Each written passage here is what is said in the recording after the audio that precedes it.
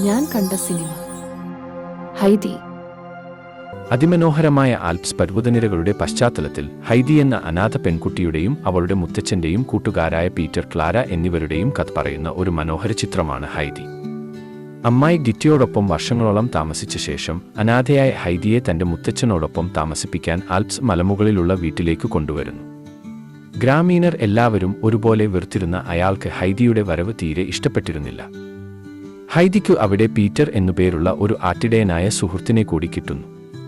തുടർന്നുള്ള സന്ദർഭങ്ങളിൽ ഹൈദിയെ മുത്തച്ഛൻ സ്നേഹിക്കാൻ തുടങ്ങുകയും ചെയ്യുന്നു.